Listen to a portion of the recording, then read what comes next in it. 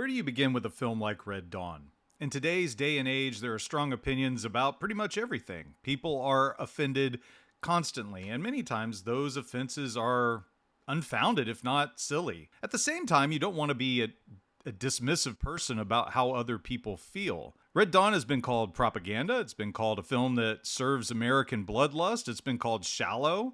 But it's also been called fun, a great action movie, a product of the Cold War, a film about heroism. There's a lot of opinions. In this video, I'm going to take a look back at 1984's Red Dawn and revisit why I loved the movie so much as a kid. Red Dawn tapped into the real fears of many people in 1984. I was the son of an Air Force officer living on Hickam Air Force Base on the island of Oahu in Hawaii. During the early 1980s, the fear of the Cold War was everywhere. When I saw Red Dawn for the first time, I found a movie that helped me, in some ways, face my own fear and approach it bravely, as a kid could. Does this film have issues? Sure. What film doesn't? But I was really taken with the movie when I was a kid, and I still enjoy watching it today. Red Dawn begins at a high school in Colorado. In the midst of a history lecture, the students are shocked to find paratroopers landing on school grounds, and they are even more surprised when those troops open fire on their teacher and fellow students. Red Dawn, it starts fast. John Milius, the director, plunges the audience headfirst into action and terror of what a situation like this would be like. It is fun as an action film, but in 1984, it was tapping into the fear that gripped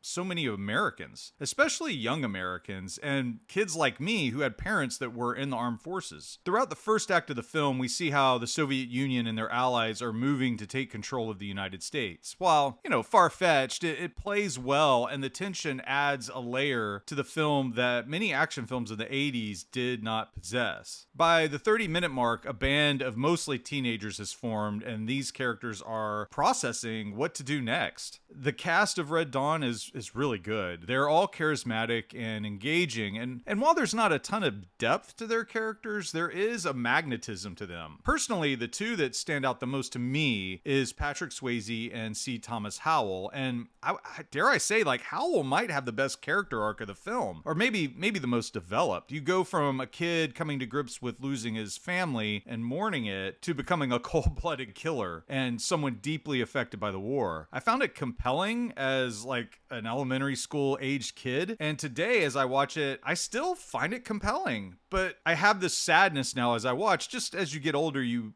grow in wisdom, and because I know throughout the world there are young people that have become callous because of the wars they have been forced into. The action set pieces are well done. There is an action scene geography in Milius's mind as a director where he's able to create scenes that communicates to the audience spatially where everything is at, and I never feel confused when I watch a Milius film. I think some of the set pieces that I love most for the action scenes were when the Wolverines, these kids, attack the internment camp with the help of the always delightful Powers Booth, and also the ambush scenes in the forest and then later in the rocks where things really go bad. All of those scenes are great and they serve the story well. This film is interesting to me in a few ways. There is no pop rock soundtrack. Have you ever noticed that? There's no pop cultural references other than the Star Wars hat that C. Thomas Howell wears. In a weird way, it feels like Milius he is attempting to create a myth. The film isn't by no means anti-war, at least I never read it that way, but it's also not heroic cheerleading either. The kids mostly die, they pay a price. Red Dawn in some ways is this odd film fixed in the 80s. This movie isn't Commando with Arnold Schwarzenegger that came out the following year. It occupies a different space that I don't know many films occupy. Obviously, film is